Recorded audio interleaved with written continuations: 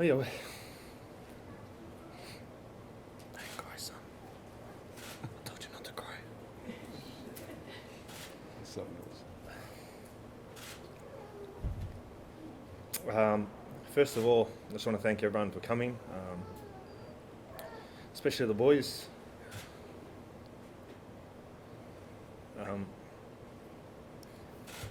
One thing about playing professional sport is you play for your mates and you don't let each other down. So to see all you boys here today, really appreciate that.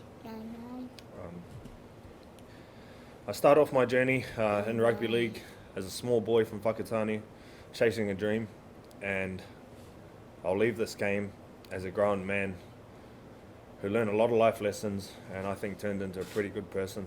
I feel privileged and honoured that what the game has given me, the life I've been able to live, 19 seasons in the NRL, is double the length of my life that I've been able to live, so it's been a long time for me. I want to thank the NRL for letting me be a part of this great game. I'd like to thank the West Tigers, South Sydney Rabbitohs, the Brisbane Broncos and the St George Illawarra Dragons for the opportunity to represent those four great clubs. I'd like to make special mention to South Sydney, Blake, Wayne, the club for the opportunity to, in my opinion, finish on my terms, for the chance to represent this great club, wear the jersey, play with such a great team, and I feel like really help my legacy be in a place where I really want it to be when I finish playing this game. So thank you, South Sydney Rabbitohs. I'd like to make extra mention of the West Tigers, where I'm a life member. I spent the majority of my rugby league life playing for the West Tigers. Won a competition in 2005 with them, something I'll never forget, but had the opportunity to play in front of a lot of fans, in my opinion, my greatest fans and the people who followed me throughout my career and gave me a great opportunity. And I'd like to thank all my coaches, starting with my school coach, Greg Lenton from Keebra Park, who,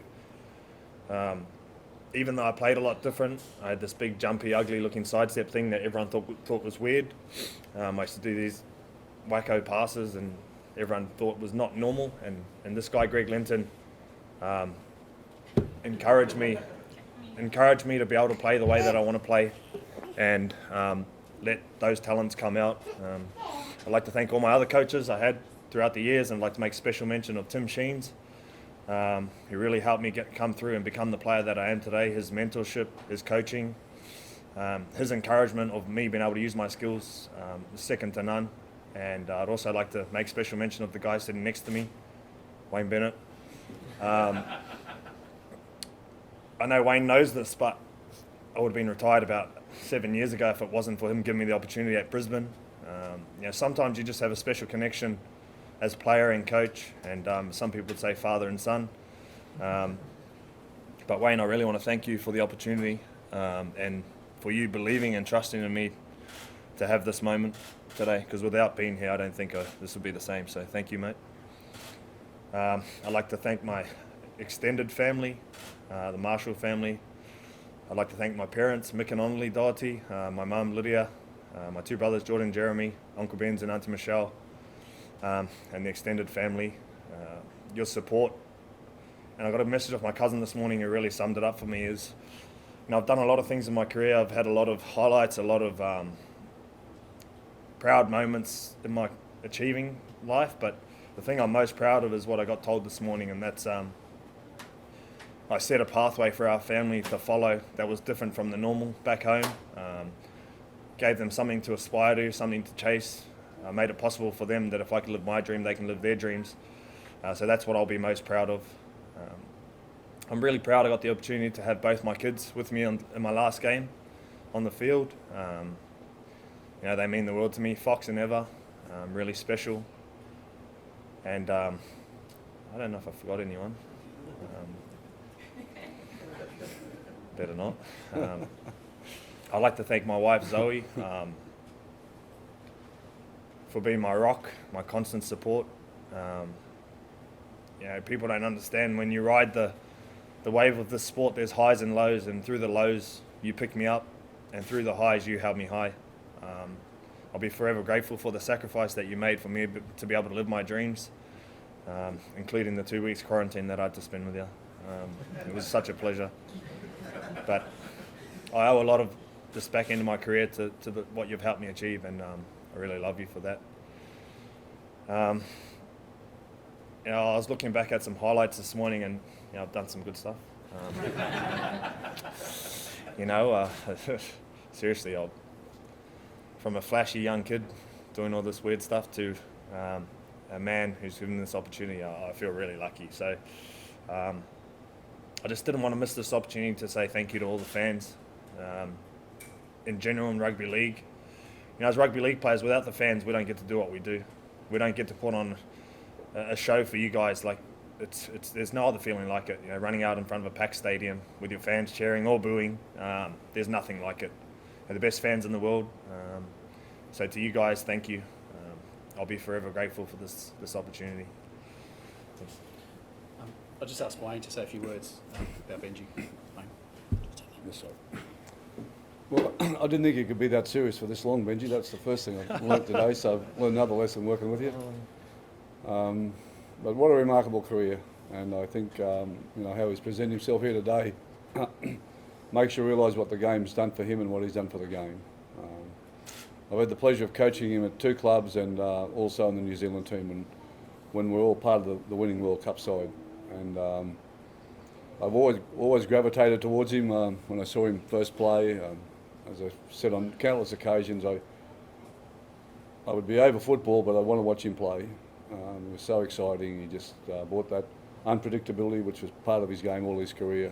And but there was another part that I learned about him. I think I picked him in the All-Stars team initially, and I learned about what a great bloke he is, and how committed he is to everything around him, team, mateship, all the things that are important, and family.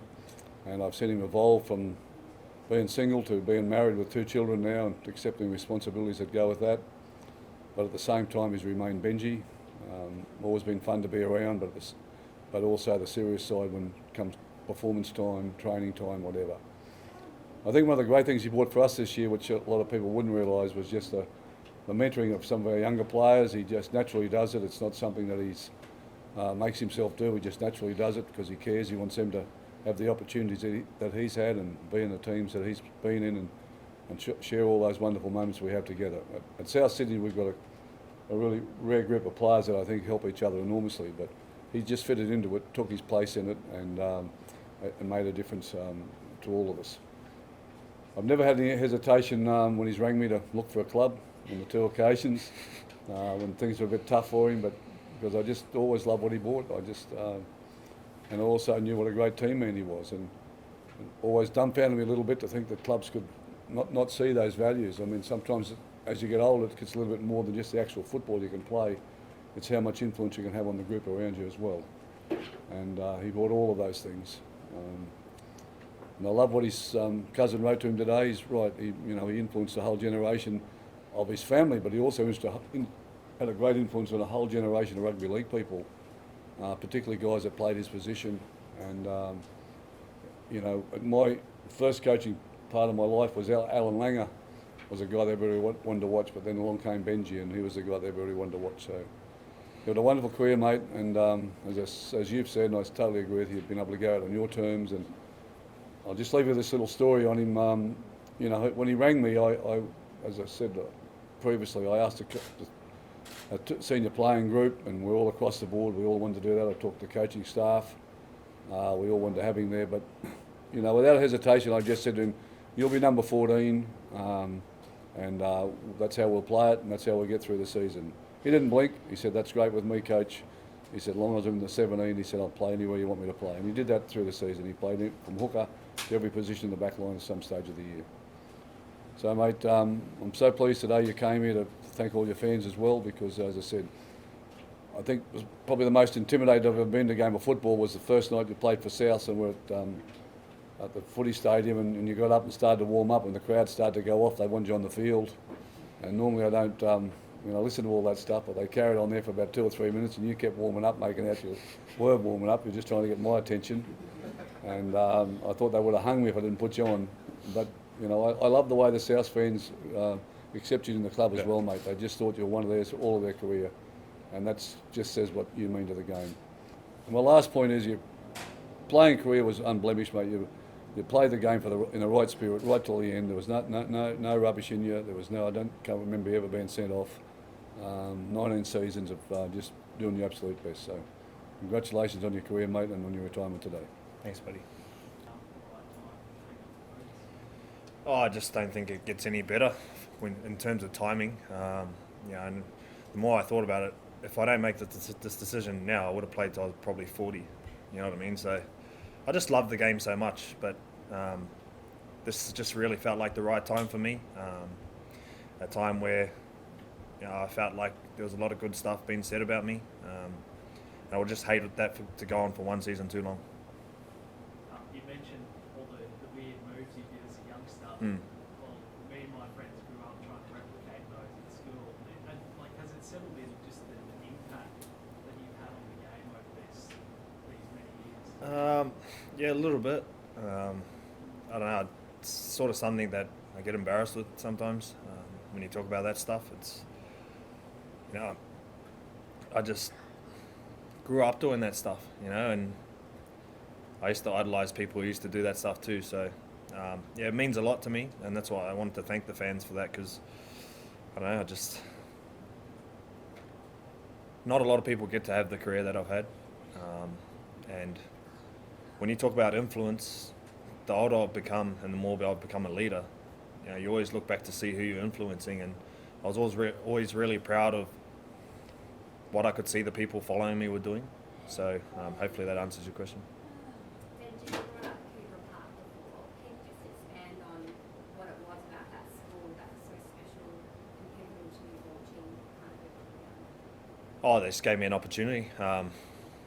Got on a plane, they gave me a scholarship, and my mum sent me straight on the plane there, and they looked after me from 16 all the way till I left school. And at the time they were in connection with the West Tigers, so that's just how it started. But the coach there was the guy who, when everyone told him that I was just a touch footballer, he